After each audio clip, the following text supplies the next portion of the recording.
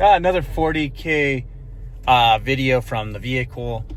I wanted to talk about, excuse me, we did what's not the big deal with Shadow Mark Talon last video. Today, I want to talk about Lions of the Empire. I mean, this channel was originally developed as a Raven Guard channel. It still is. I mean, I love the tactics and the lore of the Raven Guard. I just wish they were supported a little bit more in GW. And when we do get a cool attachment, that they don't use nerf units to hell that we really need. But anyway, Lions of the Empire, because I'm a Custodes player as well in Dark Angels too, because they're my first ever army. Excuse me. But Custodes, I keep seeing Art of War and these other guys bashing them, saying they're a C tier army. There are definitely things that are kind of not so hot about them, but it takes a skillful player for some of these armies, and Custodes is one of them. Here's what they don't have going for them right now, outside of a couple of data sheets.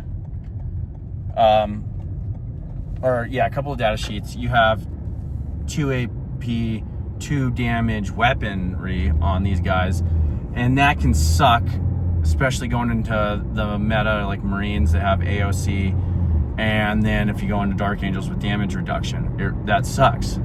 What counters that a little bit? Well, it depends on what the attachment. I'm specifically focusing on Lions of the Emperor. Or I guess we don't need to go at counters it. Let's talk about some other things. So maneuverability.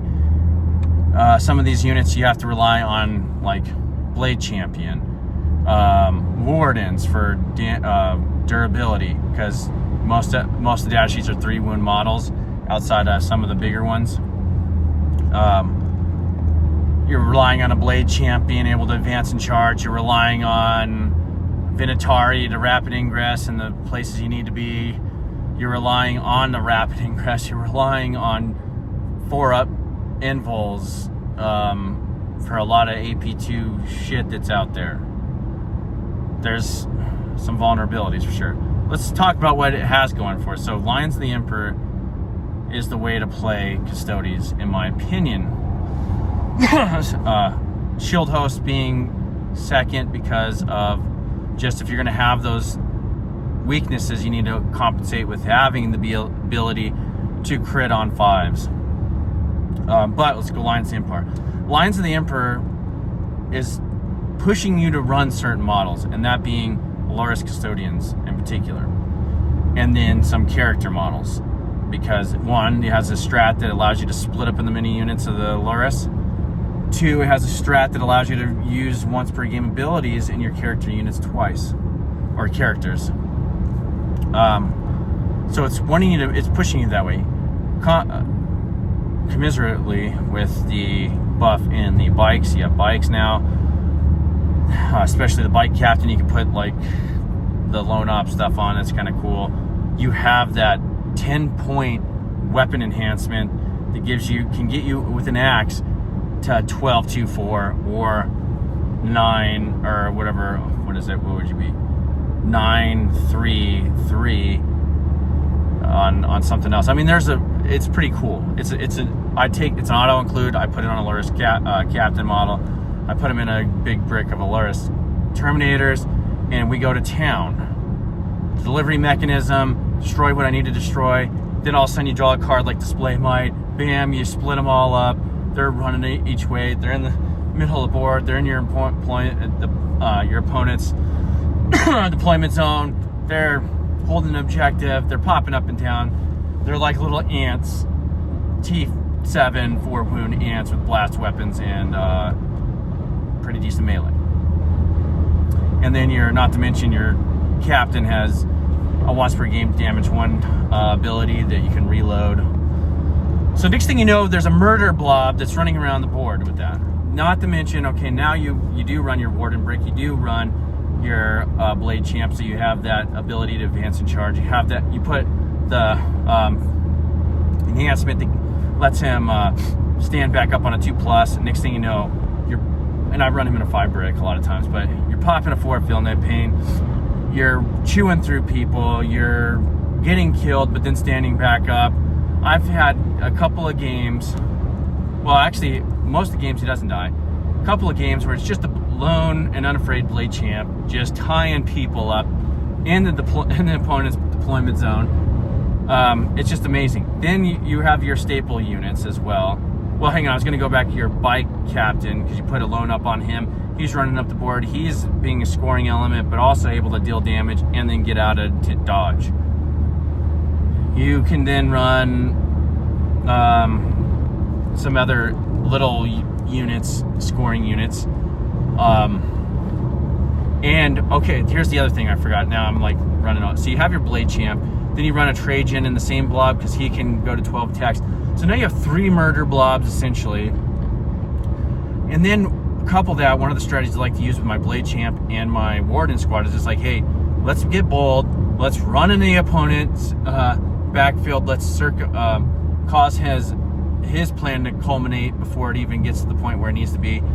He's shooting it. Not only does he shoot me, and if I have to pop the 4-up, feel no pain, because you want to keep everybody alive and get in there and start tagging people, I'm one, let's pop that 4-up, feel no pain early, get that unit where it needs to be intact, and then start destroying stuff.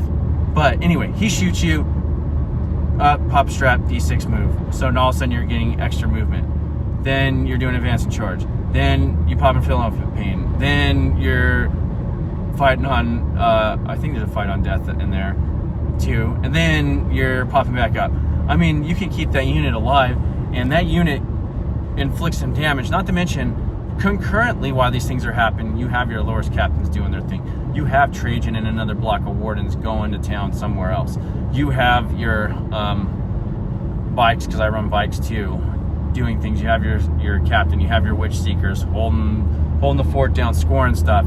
You then have maybe a Caladius assassin, an Evisar assassin, something you can fit in there that's also scoring. Or maybe you don't. Maybe you just have you split your Loris your Loris unit up, and they're doing stuff. You know, they're scoring. But anyway, I'm saying that Lions isn't as bad as everybody's saying. You just need to pilot it properly and run the right units. Most of the Custodes units, of course, I have 2 tanks too. I forgot to mention that. The 2 tanks are holding stuff and doing things, dealing with big threats. But you can run that however you want. You can run 1 tank. You can run no tanks if you want to run other things. But the point being is, most of the units that I see, people are running the list, they lack Alaris Terminators or running these enhancements on the right characters. So some might do all right here and there, but they're not optimizing the list. Because effectively, this allows you to use some of these bigger units, the scoring units. It effectively lets you really put these units where they need to be. It allows you to score certain cards that normally, if you're a Custodes player, you're not scoring unless you just get lucky. I've won 2 RTTs with these. I haven't been able to take it to a GT with my Custodes list.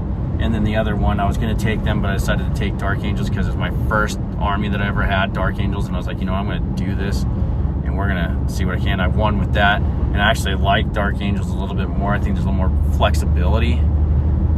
Not as fun because you don't have all the murder blobs as much, and the cool characters and the tough bodies, but they have a lot of things that are more to them. Because like Custodes, granted, I do give Art of War this, they need to do something with it. To me, I think they should give us back our 3rd Kata, and then also we need a fights first.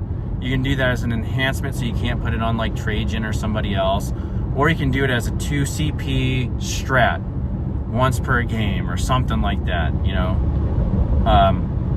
there needs to be that flexibility, plus maybe a sticky objective. I don't know, sticky on death or something. I don't care, but something to give us a few other tools. Anyway, I'm going to leave it there. There's probably other ways to go about that as well. I think repricing Vinatari would be fun, but okay, I'm going to leave it there. See you later. Peace.